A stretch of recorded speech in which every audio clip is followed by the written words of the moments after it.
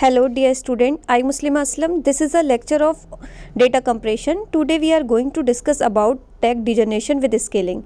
So as like previous video, we generate a code or we encode a sequence into binary value 1-0 form. With the scaling method, we use same residue value and we decode that binary value into our sequence value with the scaling method. So in the encoding method, if we have two half, upper half and lower half. Okay, similarly then tag degeneration method, we also have a same method that tag value lie between 0 and 1. 0 and 1, its break two values lie between 0 and 1. Parts first half is lower half and second half is upper half. तो इस जब आपका first half lower half दो values के बीच में कोई point आपकी values लाई करेगी तो आप क्या करोगे, या अगर आपकी अदरवाइज़ अगर आपकी वैल्यू लोअर हाफ आ रही है तो आप शिफ्ट क्या करोगे y1 विथ, और अगर आपकी वैल्यू अपर हाफ आ रही है तब भी क्या करोगे शिफ्ट y1. यहाँ पे कंडीशन नहीं होगी. वहाँ पे जैसे था कि जैसे लोअर हाफ आ रही है आप 0 वैल्यू सेंड कर रहे हो और अपर हाफ आ रही है तो 1 वैल्यू सेंड करो. यहाँ पे क्या होगा कि शिफ्ट हो जाएगा y1 विथ. यहाँ पे आपको कोई विथ में जनरेट होगी वैल्यू तो वो शिफ्ट होगी y1 विथ, अगर चाहे वो लोअर हाफ है या आपका अपर हाफ, दोनों में से कोई भी आए. बोथ वैल्यूज़ अगर आपकी जनरेट हो रही हैं तो उसमें से आप क्या करोगे शिफ्ट करोगे y1 विथ. तो ये प्रीवियस लेक्चर में भी हमने देखा था कि अगर आप रीस्केल करते हो रीस्केलिंग फंक्शन के लिए e1 of x is equal to 2x, और जो आपका अगर लोअर हाफ के लिए होता है और आपका अपर हाफ के लिए होता है e2 of x is equal to 2 bracket में x माइनस 0.5. तो in the most important point is जो हमारे पास रिसीविंग विट है उसे स्टार्ट कितने विट से करना है.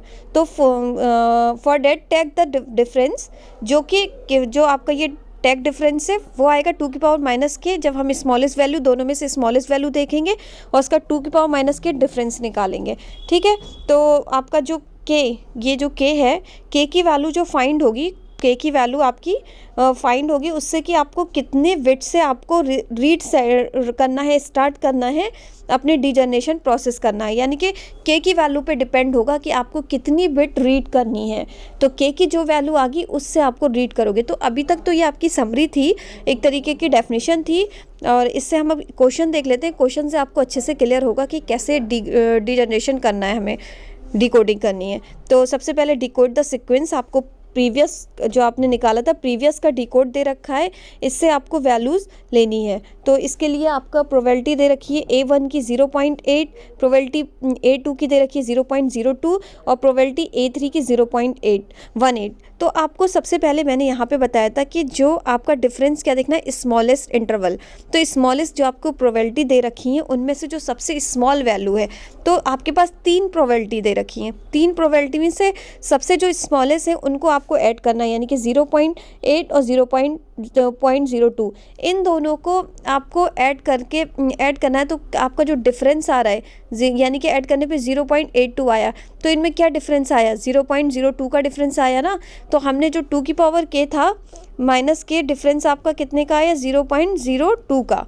ठीक है, तो आपकी जो अपर हाफ थी, जो आपकी जो वैल्यू थी 0.8 थी, और जो आपका डिफरेंस हुआ है 0.2 का, तो वो क्या हो गया, जो लोअर हाफ आपकी 0.8 होगी और अपर हाफ आपकी होगी 0.82. और डिफरेंस आपका किसका आ गया, अगर आपने 82 ले लिया, क्योंकि दोनों का एडिशन करके आपने जो अपर हाफ बनाई है, और अपर हाफ का डिफरेंस कितना आया 0.02. तो ये डिफरेंस आया, इसको 2 की पावर माइनस k से करेंगे. अब ये वैल्यू सेटिस्फाई करने के लिए -2 की पावर k और 0.02, अगर हम k की वैल्यू 1 रखते हैं तब भी सेटिस्फाई कंडीशन नहीं हो रही है. k की वैल्यू आप 2 रखते हो तब भी सेटिस्फाई नहीं हो रही है. 3 भी रख के देख लेना तब भी सेटिस्फाई नहीं होगी. हमने 4 भी रखी, 5 भी रखी, वैल्यू सेटिस्फाई नहीं होती. जब हमने k की वैल्यू 6 रखी तो k की वैल्यू 6 देने पर हमारी वैल्यू सेटिस्फाई हो गई, यानी कि 0.02 हमारी वैल्यू सेटिस्फाई होगी 2 की पावर -6. तो सबसे पहले हम जो लोअर हाफ था हमारी, जो स्टार्टिंग में हम प्रीवियस लेक्चर में भी अभी तक बताते आते हैं कि एल नॉट की जो वैल्यू होती है वो 0 होती है, यू नॉट की 1 होती है, क्योंकि जो आपका इंटरवल होता है वो 0-1 के बीच में लाई करता है। ठीक है, तो फर्स्ट 6 बिट, अब हमने कहा था ना के की वैल्यू पे आपका डिपेंड होगा कि कितनी वैल्यू हमें रीड करनी है। तो हमारी के की वैल्यू क्या निकल के आ गई, 6, क्योंकि हमारा जो के की पावर था -6 आपका इसके को सेटिस्फाई करेगा इस कंडीशन को। तो हमारा जो डिफरेंस था वो निकल के आ गया, वो आप इस क्वेश्चन से देख लीजिएगा, मैंने एक एक चीज़ इसमें लिख दी है।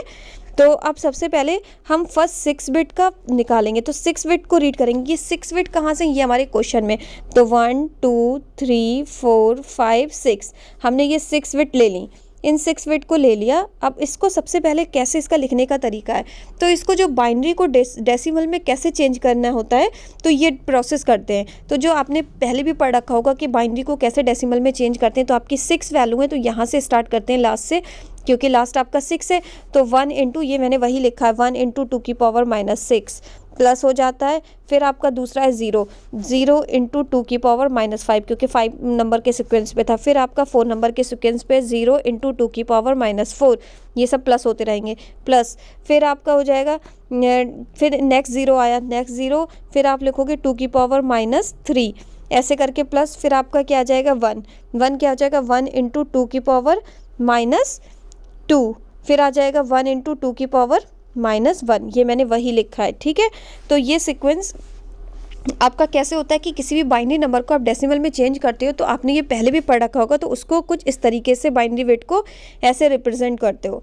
ठीक है, तो हमने इसमें लिख लिया, जो 1 था 1 को दे दिया 2 की पावर -6, और ये 5 सीक्वेंस पे था तो 2 की पावर -5, ये आपका 2 की पावर -4 था, पर 0 बिट था, 0 से इंटू किया है, 0 से इंटू किया है, लास्ट में 1 से किया है, स्टार्टिंग के 2 1 थे और लास्ट का 1 था। ठीक है, तो इन सबको एडिशन करने के बाद आपका टैग वैल्यू ये आई। ठीक है, जब ये टैग वैल्यू आ गई, अब इस टैग वैल्यू को लाई करने के लिए आपने xn की वैल्यू 1 ली।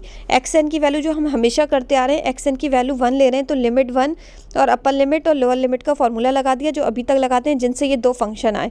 उन 2 फंक्शन में आप xn की वैल्यू 1 रखोगे, xn की वैल्यू 1 रखने पर आपको ये पॉइंट मिले। ठीक है, 0,0.08, तो tag value lie between this interval when xn = 1।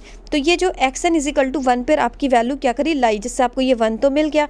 जब ये वैल्यू मिली तो the interval 0,0.8 not confirmed either in upper half और लोअर हाफ, क्योंकि अभी हमें कन्फर्म तो हुआ नहीं। जो ये 0,0.8 मिला, ना तो ये अपर हाफ में आता है ना ही ये लोअर हाफ में आता है, तो सो भी मूव फर्दर प्रोसेस। हम फिर से इसका क्या करेंगे, फर्दर प्रोसेस करेंगे। प्रोसेस हमने फर्दर किया तो यानी कि हमने सेकंड वाले में रीस्केल, यानी कि सेकंड जो हमने था उस पर आगे L2 लिया। अभी तो हमने L1 और U1 लिया था। L2 U2 में भी हमने सेम वही फार्मूला लगाया सिमिलरली, और आपके ये वैल्यूज़ निकल के आई। 2 फंक्शन है जिससे आपकी वैल्यूज़ आपने xn लेने पर आपने रखा, तो ये वैल्यू है, ये वैल्यू भी लाई नहीं कर रही है आपकी, ना ही आपका लोअर हाफ में आ रहा है ना ही अपर हाफ में आ रहा है। फिर आपने xn2 की वैल्यू ली, ना ही आपकी लोअर हाफ में आ रही है ना अपर हाफ में। फिर xn3 की वैल्यू ली, ये आपकी जो आई वही 0.656 0.8, ये सेकेंड एलिमेंट यानी कि थर्ड में आपका लाई किया। ठीक है, तो ये जो थर्ड वैल्यू थी आपकी, थर्ड में आपकी ये लाई होगी। तो इसके लिए आपको क्या करोगे कि अब मैंने कहा था कि चाहे वैल्यू आपकी चाहे अपर हाफ आए या लोअर हाफ आए, तो आपको क्या करना है, 1 बिट शिफ्ट करना है। तो 1 बिट आप क्या करोगे, शिफ्ट कर दिया, बाय 1 बिट शिफ्ट, फिर रीस्केल करोगे। रीस्केल यानी कि अभी L2 U2 का रीस्केल ही होगा। L2 U2 का रीस्केल करने के लिए 2 वाला फार्मूला लगाना है, E2 वाला फार्मूला लगाया 2 इंटू xn - 0.5। ठीक है, x की वैल्यू आपने x की वैल्यू ये ले ली, और y की वैल्यू यानी कि l की वैल्यू ये ले ली, और u की वैल्यू ये ले ली। ठीक है, इससे आपका फार्मूला आ गया। तो इसमें भी आपका लाई नहीं किया, तो आपने स्टॉप कर दिया। ठीक है, अब नेक्स्ट 6 बिट, क्योंकि हमें अब नेक्स्ट 6 बिट कैसे देखोगे, तो नेक्स्ट 6 बिट के लिए ये तो हो गया था। अब नेक्स्ट एक बिट से देखेंगे, फिर यहाँ से 6 देखेंगे, तो यहाँ से 6 क्या आ जाएंगी, 1,000,11। ठीक है, तो अब यहाँ से हम 1,000,11 ले लेंगे। तो हमने सबसे पहले 1,000,11 ले लिया, आपका ये दिख रहा है नेक्स्ट 6 बिट। उसके बाद हमने सेम वही काम किया जैसे हमने बताया था कि बाइनरी को डेसिमल में कैसे चेंज करते हैं, वो हमने कर लिया। तो यानी कि 1 की पावर 2 इंटू -6, फिर इसकी पावर 1 इंटू 2 की पावर -5, फिर 0 हो जाएगा 0 इंटू 2 की पावर -4, 0 इंटू 2 की पावर -3, 0 इंटू 2 की पावर -2, 1 इंटू 2 की पावर -1। ठीक है, हमने ये ले लिया, हमारी टैग वैल्यू ये आ गई। ये टैग वैल्यू आपकी किस में लाई कर रही है यही डिपेंड करता है। आपने थर्ड एलिमेंट लिया था L3, आप थर्ड एलिमेंट लेंगे L3 U3। L3 U3 के लिए सेम वही फार्मूले लगाएंगे जो ये लग रहे हैं, आपके ये फार्मूले लगाएंगे। उसके बाद आपकी जो XN1 पे ही आपकी वैल्यू लाई नहीं कर रही है, उसके बाद आप क्या करोगे, नेक्स्ट आप करोगे XN2 ले लोगे। XN2 पे आपकी वैल्यू लाई कर गई, यानी कि 2 मिल गया आपको पहले 1 मिला, फिर 3 मिला और फिर 2 मिल गया। ठीक है, तो upper half Y1 bit shift हो जाएगा आपका। फिर आप क्या करोगे, L3 U3 का रीस्केल करोगे। रीस्केल के लिए सेम वही फार्मूला, क्योंकि अपर हाफ आया है तो अपर हाफ के लिए 2 इंटू वाला फार्मूला E2 वाला। आपकी ये वैल्यूज़ आ गई, 2 वैल्यूज़ लाई कर गई। उसके बाद आप नेक्स्ट 6 बिट पे काम करोगे। नेक्स्ट 6 बिट आप देख लोगे, सबसे पहले आप जाओगे अपने डिकोडिंग वाले क्वेश्चन पे, तो यहाँ से नेक्स्ट 6 बिट आपकी क्या हो जाएंगी, 1 111 0 0 1। आपकी ये वैल्यूज़ आपको मिल जाएंगी। ठीक है, तो ये वैल्यू आप यहाँ पे पुट कर दोगे, 111 0 1 1 0। तो लोअर हाफ में आपकी, अब सबसे पहले लोअर हाफ का फॉर्मूला क्या होता है, 2 इंटू एक्स होता था आपका E1 के लिए। ठीक है, तो उसको आप इसमें कर दोगे तो ये आ जाएगा आपका। फिर नेक्स्ट 6 बिट आपकी ये निकल के आ गई। इसको आप फर्दर आप क्या करोगे, L3 के लिए लगाओगे। फिर जो वैल्यूज़ निकल के आएंगी उसको आप फिर से Y1 बिट शिफ्ट कर दोगे। फिर L3 U3 का लगाओगे। नेक्स्ट फिर 6 बिट के लिए करोगे। नेक्स्ट 6 बिट आपके पास ये आ जाएंगी। अपर हाफ आप ये वाला फार्मूला लगाइएगा। फिर आपका L3 U3 फिर निकालोगे। L3 U3 निकल के आपका ये जो वैल्यूज़ आई हैं ये भी आपकी लाइन नहीं करनी है। 0.3568 और 0.5414 ना तो आपकी अपर हाफ में आ रही है ना ही लोअर हाफ में आ रही है। फिर हम क्या करेंगे, फिर रीड करेंगे नेक्स्ट 6 बिट। तो फिर नेक्स्ट 6 बिट आपने रीड करा तो हमारा 0.5 आ गया, यानी कि अब L4 U4 आपने लगाया।